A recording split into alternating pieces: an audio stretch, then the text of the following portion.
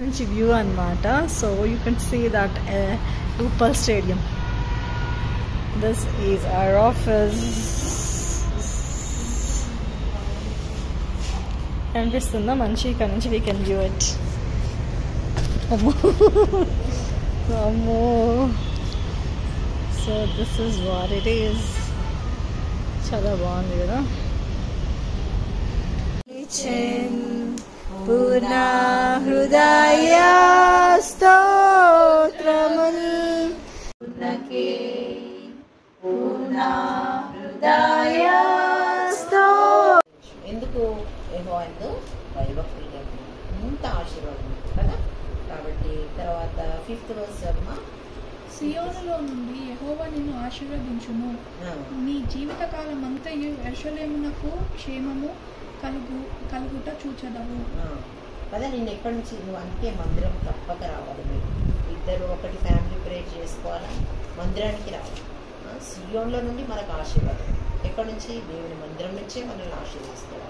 ఇప్పుడు ఆల్రెడీ దేవుడు ఎంతో బ్లెస్ చేసిండు, ఇంకా ఆశీర్వదిస్తాడు ముందుకు కూడా. కాబట్టి తప్పకుండా మందిరానికి రావాలి. సియోన్లో నువ్వు ఆశీర్వదింపబడుతుంది. యెరూషలేము క్షేమము నీకు ఆశీర్వాదం. తర్వాత లాస్ట్ వచనం చూడు. నీ పిల్లలను నువ్వు చూచెదవు, ఇశ్రాయేలు మీద సమాధానము నుండును గాక. ఇశ్రాయేలు మీద దేవుని ఇంటి మీద ఎప్పుడు సమాధానం ఉంటుంది. ఇంకేం చేస్తావు? నీ పిల్లల్నే చూసినావు ఇప్పుడు కదా. ఇంకా నీ పిల్లల్ని పెద్దగా పెంచి పెద్దగా వాళ్ళ పిల్లలను కూడా చూస్తావు. అది గొప్ప ఆశీర్వాదం. ఇష్టమో కదా మనకి? అందరికైనా ఇష్టం కదా. ఇంట్లో పిల్లలు ఉండడమే ఎంతో దేవుని గిఫ్టే, ఎంతో ఆశీర్వాదం. ఫస్ట్ రక్షణ గొప్ప ఆశీర్వాదం, బ్లెస్సెడ్. తర్వాత సెకండ్ ఏంటి బాబు? ఫస్ట్ రక్షణ ఆశీర్వాదం. ఆయన మహిమ కొరకు చెల్లించాలి. భూమి పునాదులు వేయబడకుంటే మనల్ని ఏర్పాటు చేస్తున్నాడు కదా. ఎంతో మందికి లేదు ఈ ఆధిక్యత, ధన్యత. మనకిచ్చినాడు కదా, నీకు ఇచ్చినాడు. ఇంకేమిచ్చినాడు? ఈ లోకంలో జాబ్ ఇచ్చినాడు. ఇంకేమిచ్చినాడు? మంచి వైఫ్ని ఇచ్చాడు. మంచి వైఫ్ కూడా దేవుడిచ్చే బహుమానం అంటారు. అర్థమైందా? నీకు కూడా మంచి భర్తని ఇచ్చినట్టే దేవుడిచ్చిన గిఫ్టే కదమ్మా. మనం లోకంలో చూస్తున్నాం ఎంతో భయంకరంగా ఉంటున్నాం కదా. అయితే దేవుడు ఇళ్ళను ప్రేమించి ఏం చేసినాడు? నీకు మంచి భార్యని ఇచ్చాడు. నీకేమో ఎవరినిచ్చాడు? కదా. రక్షించబడ్డ భర్త ఇద్దరు కలిసి ప్రార్థన చేసుకొని ఆయన కొరకు, ఆయన మహిమ కొరకు జీవించేటప్పుడు. అంతేకాదు విడిచిపెట్టి ఇంకేం చేసిండు? ఇంకా గిఫ్ట్ ఇచ్చిండు. ఏం గిఫ్ట్? కొడుకుతో దీవించు. కుమారులు ఆయన ఇచ్చి బహుమానం. కాబట్టి ఆయన ఇచ్చి బహుమానం గ్రేట్ గిఫ్ట్ ఇచ్చు. తర్వాత కుటుంబాన్ని నడిపిస్తున్నాడు అన్ని విధాలు. మీరు మందిరానికి రాకపోతే క్రమంగా రావాలి.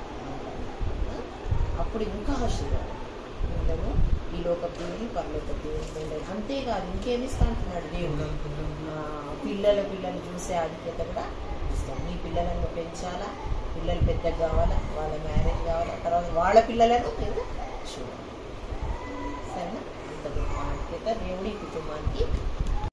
ప్రేమించి వాళ్ళకి ఇచ్చిన బహుమానం బట్టి మీకు వందనాలు. మనుషుల దయందు దేవుని దయందు పెంచే పని అది.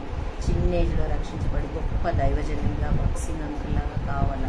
మీరు అక్కడ ఆలస్యమైతే గొప్ప దైవజనంగా బాక్సింగ్ అంకుల్లాగా చేయండి.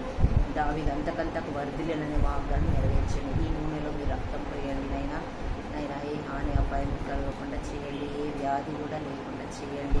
దుష్ట శక్తులన్నీ కూడా బంధించండి. ఎటువంటిది కూడా కీడు అపాయం రాకుండా చేసి మీ కాపుదల, భద్రత, క్షేమము, ఆశీర్వాదం, దీవెన కలిగజేయండి. మేమందరం కలిసి విశ్వాసంతో ఇక్కడ కొరకు ప్రార్థిస్తాం. ఆయన కొరకు మీరే దీవించండి. ఆశీర్వాదం, మంచి ఆరోగ్యంతో నింపండి. అయినా దావీదు వర్ధిల్లినట్లు వర్ధిల్లింపజేయండి. మీరే మేమందరం కలిసి ఏక మనసుతో ఈ బిడ్డ కొరకు ప్రార్థిస్తూ మీ చేతికి అప్పగిస్తూ మీరు తప్పక ఈ లోకం దీవెండి, పరలోకం దీవెండి ఇచ్చి ఆశీర్వదించి నైనా దావీదుకు తోడైనట్టు, మోషేకు తోడైనట్టు నడిపించే దేవుడునైనా అన్నింటిలో సహాయపడే దేవుడు, మీ కృపను చూపించే దేవుడు, వీళ్ళ కుటుంబాన్ని జ్ఞాపకం చేసుకునే దేవుడు, ప్రభా అన్నింటిలో ఆశీర్వాదం దయచేసే దేవుడు నమ్మి స్తుతిస్తూ మీ చేతికి అప్పగిస్తూ యేసు ప్రభు నామమున విశ్వాసంతో అడుగుతున్నాం మా తండ్రి. ఎంత బాగున్నాయి స్టార్స్ ఎక్కడ వచ్చినట్టున్నాయి.